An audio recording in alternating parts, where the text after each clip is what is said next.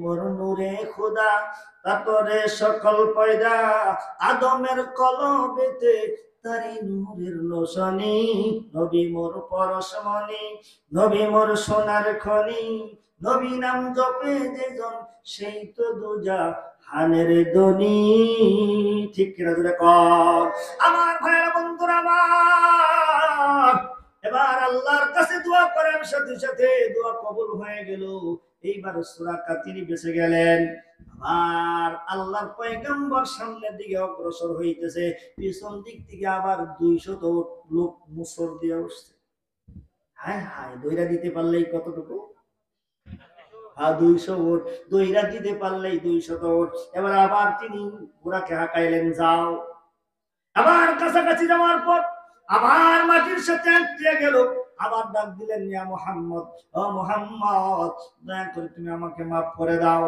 আমি আর তোমাকে ধরব না আল্লাহর কাছে দোয়া করলেন এবার উদ্ধার হয়ে গেলেন তৃতীয়বার এই কাজ করার পরে ডাক দিয়ে বলে মুহাম্মদ আমি জীবনে তোমার কোনো ক্ষতি তো করবই না বরং সেই রাস্তা দিয়ে যদি কেউ আসে আমি তাদেরকেও তোমার ক্ষতি করতে দিব না সুবহানাল্লাহ জোরে কর আমার ভাইরা বন্ধুরা আমার এই কথা বলার পর ডাক দা বলে নবী গো আমার বংশের কি রে আপনি সেই আখিরি নবী আপনি এই আখিরি জামানার পয়গম্বর তাতে কোনো সন্দেহ নাই এই মক্কা থেকে মদিনায় যাওয়ার পর মদিনার মানুষরা আপনাকে ভালোবাসবে মহব্বত করবে আমি জানি আপনি মদিনার বাদশা হবেন আমি যদি এই জায়গা থেকে ওই মদিনায় যাই আপনার সাহাবীরা যেন আমাকে চিনতে পারে আমি আপনার সাহাবী আপনার উম্মত এমন একটা আমলনামা আমার কবরের মধ্যে লিখিয়া দেন আল্লাহু আকবার বলেন এই কথা বলার সাথে সাথে একটু জিকির করেন লা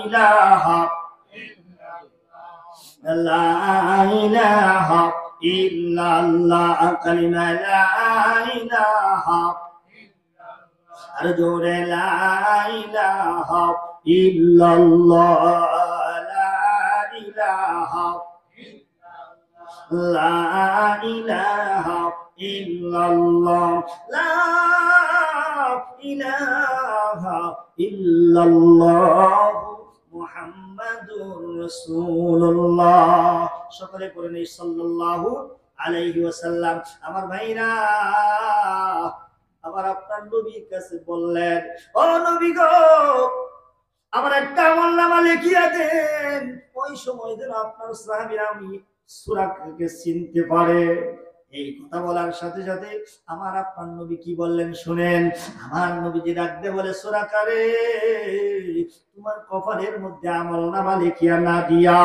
তোমাকে আমলনামা লেখা না দিয়া ওই রোম পারস্যের রাজকীয় মাথার মুকুট আর পোশাক যদি তোমার গায়ে পরায় দেওয়া হয় কেমন হয় আল্লাহু আকবার এই কথাটা বলার সাথে সাথে আশ্চর্য হয়ে গেলেন আমি চাইলাম কি আর আহা এটা কেমন করে সম্ভব কি কথা বললো আমি তো বুঝলাম না আমার ভাইরা আমার নবীজি হিকমতের কথা বলে গেলেন আমি চাইলাম এমন একটা জিনিস দেখিয়ে যান সেই দিন যেন আমি দেখাইতে পারি এই যে নবীজির হাতের লেখা আমি তার উম্মত আমি তার সাহাবী আমার নবী ডাক দিয়ে বললেন এমন কিছু লিখিয়া না দিয়া রোম পারস্যের সম্রাট আর রোম পারস্যের যিনি রাজকীয় রাজা তার মাথার মুকুট তার রাজার গায়ের যে পোশাক আছে এটা তোমার মাথার মধ্যে গায়ের মধ্যে পরায় দিলে কেমন হয় এই কথাটা বলে আল্লাহর পয়গম্বর চলে গেলেন সূরা বাড়ির দিকে রওনা হয়ে গেলেন প্রেমের আগুন জ্বলছে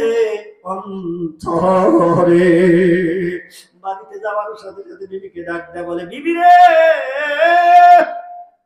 আমি আর আমার এই বাড়িতে থাকবো না কেন কি হয়েছে পাগলের মতো করেন কারণটা কি হয় না না এমন একটা মানুষের সাথে আমার সাক্ষাৎ হয়েছে দেখা হয়েছে রে যারে ধরার জন্য গেছিলাম ওই মানুষটাকে ধরতে যাইয়া নিজেই ধরা পইরা গেছি ধরে এখন সুবহানাল্লাহ যেমন ধরা পড়েছিল আমিরুল মুমিনিন খলিফাতুল মুসলিমিন উমর রাদিয়াল্লাহু তাআলা আনহু। কথা ঠিক কিনা জোরে কর।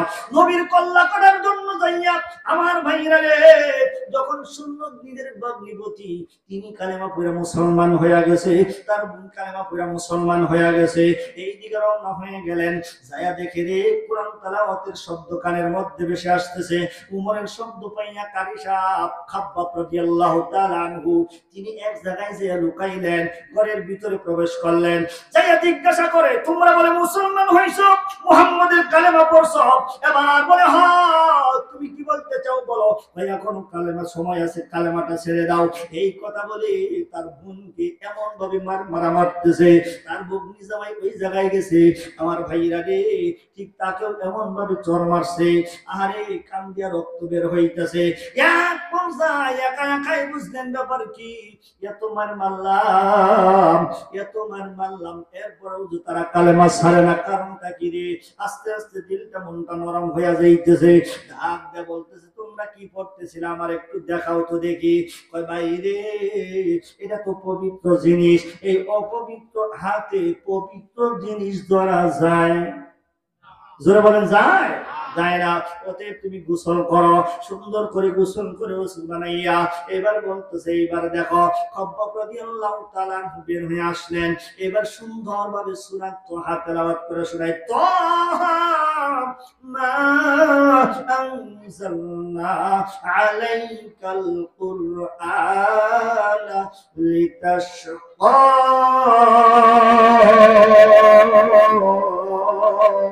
আল্লাহু আমার ভাইরা এইভাবে তেলাওয়াত করতে করতে করতে করতে দেখবেন, যারা মাদ্রাসায় পড়ছে, আমরা যখন হাফজখানায় পড়ছি, দুইটা কোরআন তেলাওয়াত করছি। কথা ঠিক কিনা? আমার ভাইরা রে, কেন দুলে? একটাই মাত্র কারণ, কোরআন তেলাওয়াত যখন করে আল্লাহ পাকের পক্ষ থেকে তখন তার উপরে রহমত বর্ষিত হয়। জোরে কোন সুবহানাল্লাহ। রহমতে দলতে থাকে। হযরত আমিরুল মুমিনিন খলিফাতুল মুসলিমিন ওমর রাদিয়াল্লাহু তাআলা তখন মুসলমান হয় নাই, তিনি দলতেছে, আস্তে আস্তে তার দিলটা মনটা নরম হয়ে যাইতেছে। কোরআন তেলাওয়াত করলে ঈমান বাড়ে না কমে? জোরে বলেন। তুলিয়াত আলাইহিম আয়াতুহু যাদাতুহুম ঈমানা। আল্লাহু আকবার। কোরআন তেলাওয়াত যারা করবে, কোরআন তেলাওয়াত যারা শুনবে, তাদের ঈমান শুধু বাড়তেই থাকবে। জোরে বল সুবহানাল্লাহ। আমার ভাইরা বন্ধুরা আমার, হযরত ওমর রাদিয়াল্লাহু তাআলা ডাক দিয়ে বললেন, আমাকে মুহাম্মাদের নিকট নিয়ে চলো, আমি তার কাছে যাইব। আমার ভাইরা, আগের যাওয়া আর এখনকার যাওয়া পার্থক্য আছে না নাই? হ্যাঁ আমার ভাইরা, আগে যাইতেছিল কল্লা কাটার জন্য, এখন যাইতেছে কল্লা দেওয়ার। কথা ঠিক কিনা আমার ভাইরা রে? এবার নবীদের কাছাকাছি চলে গেল। আরে সাহাবীরা বলতেছে, আরে উমর আসতেছে, উমর তো ভালো মানুষ, এটা গরম মানুষ, উমর মেজাজ তার ভালো না, উমরকে আসতে দেওয়া যাবে না। আমার নবী ডাক দেয়া বলে, সাহাবীরা তোমরা চুপ করো, উমরকে আসতে দাও। সুবহানাল্লাহ। আসতে না জোরে? আরো জোরে বলেন সুবহানাল্লাহ।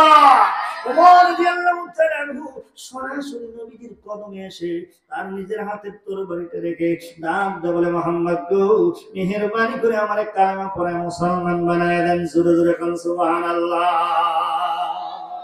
ওমর কয়, আজকে থেকে আর গোপনে ইবাদত চলবে? জোরে বলেন চলবে?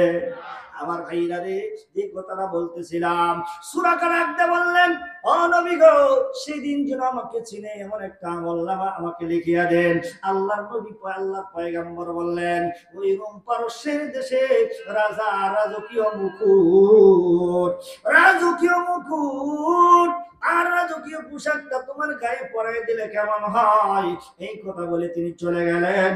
আমার ভাইরা, আমার নবীজি মক্কা থেকে মদিনায় হিজরত করার পরে কয় বছর জিন্দা ছিলেন বলেন? আল্লাহু আকবার। আমার ভাইরা, 51-52 বছর বয়সে তিনি হিজরত করেছেন। 63 বছর বয়সে দুনিয়া থেকে তিনি চলে গেছেন, ওফাত হয়েছে। এখনো হায়াতের নবী জিন্দা আছে। জোরে কোন সুবহানাল্লাহ। আমার ভাইরা, 11 বছর আমার ভাইরা মদিনায় যাওয়ার পরে তিনি দুনিয়ার জমিনে জিন্দা ছিলেন। আল্লাহ পয়গম্বর তিনি ওফাত হওয়ার পরে, চলে যাওয়ার পরে, সাইফ যাওয়ার পরে আমার ভাইরা হযরত আবু বকর সিদ্দিক রাদিয়াল্লাহু তাআলা আনহু ছিলেন 2 বছর। আমার ভাইরা 2 বছর 5 মাস 17 দিন, 2-1 দিন কম বেশি হতে পারে, কিন্তু 2.5 বছর পূরণ হয় নাই। আবু বকর সিদ্দিক রাদিয়াল্লাহু তাআলা আনহু খেলাফতের যুগে তিনি এই দেশ থেকে একটা কাফেলা পাঠায়া দিলেন ইসলাম প্রচার করার জন্য। কোথায়? রোম, পারস্য। সুবহানাল্লাহ, জোরে কর। আমার ভাইরা রে, ওই দেশে যখন পাঠাইয়া দিলেন, তারা কালেমা প্রচার করার জন্য গেলেন। ওই দেশে যাওয়ার পরে ওই বাদশা তারা যুদ্ধ ঘোষণা করে দিলেন। লম্বা ইতিহাস শর্ট করে দিতেছি আমার ভাইরা। এক পর্যায়ে যুদ্ধ করতে করতে করতে করতে করতে করতে ইসলাম বিজয়ী হয়েছে। সুবহানাল্লাহ, জোরে কর। মুসলমানরা বিজয় লাভ করছেন। ওই দেশের রাজার বাদশার রাজকীয় মুকুট আর রাজকীয় পোশাক তারা নিয়া ওই দেশ থেকে আবার তারা আসছে মদিনায়। আসতে আসতে সময় চলে গেছে। এখন হইল খেলাফতের যোগ্য। যিনি বসে আছেন খেলাফতের মসনদের মধ্যে তিনি হলেন আমিরুল মুমিনিন খলিফাতুল মুসলিমিন হযরত ওমর রাদিয়াল্লাহু তাআলা আনহু। জোরে কোন সুবহানাল্লাহ। হযরত ওমর রাদিয়াল্লাহু তাআলা ঠিক এমন সময় এসে উপস্থিত হয়ে গেছেন। পাঠাইছে কে আর আসলো কার যুগে? ঠিক এমন সময় ওমর পাওয়ার পর ঘোষণা করে দিলেন, যাও যাও, আগামী দিন এই সময় তোমরা সবাই হাজির থাকবা। তোমাদের মধ্যে একজনকে এই রাজকীয় পোশাক আর মুকুটটা পরাইয়া দেওয়া হবে। সুবহানাল্লাহ, জোরে কইতেন না? আমার ভাইয়েরা রে, সবাই মনে মনে ভাবতেছে আমি বুঝি পাইবো।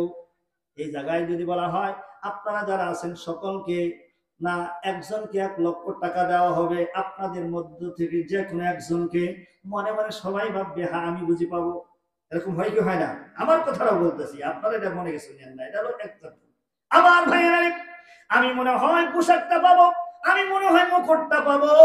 সকলেরই ধারণা, সকলেরই আশা। আমার ভাইরা এইভাবে সবাই লাইন ধরে দাঁড়ায় আছে। ওমর রাদিয়াল্লাহু তাআলা আনহু রাজকীয় পোশাক আর মুকুটটা হাতে নিয়ে ঘুরতেছেন। প্রথম এই দিক থেকে আসতেছে আমার ভাইরা।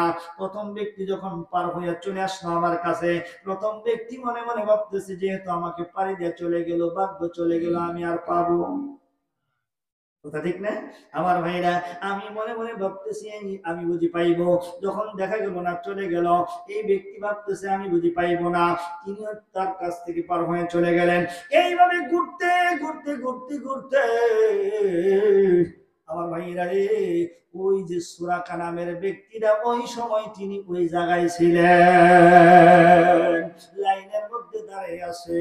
ঠিক এই রাজকীয় পোশাক আর মাথার মুকুটটা সুরাকার মাথার মধ্যে আর গায়ের মধ্যে পরাইয়া দিলেন। জোরে কোন সুবহানাল্লাহ। সবাই আশ্চর্য, সবাই তাকাই রয়েছে, কি ব্যাপার? সুরাকার মাথার মধ্যে রাজকীয় মুকুট আর গায়ের মধ্যে পোশাক, ভাগ্য কত ভালো। সবাই আফসোস করতেছে, যে মানুষটা পাইছে ওই মানুষটা খুশি না বেজার? খুশি হওয়ার কথা কিনা, জোরে কোন। আমার ভাইরা রে, এইবার তিনি খুশি না হইয়া চোখের পানি ছাড়িয়া কান্না শুরু করে দিয়েছেন।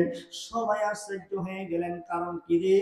ও তো রাজকীয় মুকুট পাইলো, রাজকীয় পোশাক পাইলো, এরপরে কান দেখে কারণটা কি? সবাই তাকে জিজ্ঞাসা করলেন। ওমর রাদিয়াল্লাহু তাআলা আনহু তিনি জিজ্ঞাসা করলেন, আজকে খুশির দিন, তুমি হাসবা কেন, কান্দো কারণটা কি? সুরাকা চিৎকার মেরে ডেকে ডেকে বলে, ভাইরা,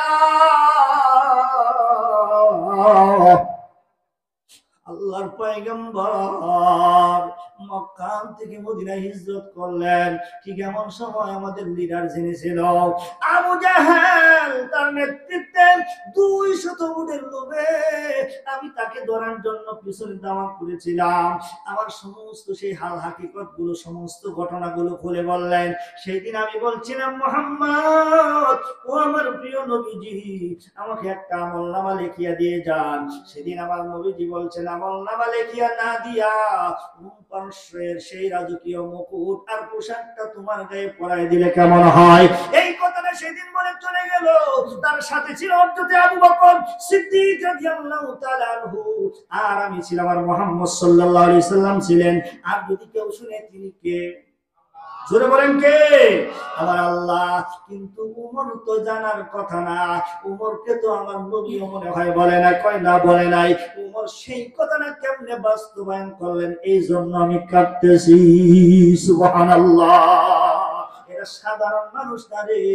এই জন্য আল্লাহ পাক কোরআনুল কারীমের মধ্যে বলেন, ইয়া আইয়ুহাল্লাযীনা আমানু তাকুল্লাহা ওয়া কুনু মা'আস সাদিকিন।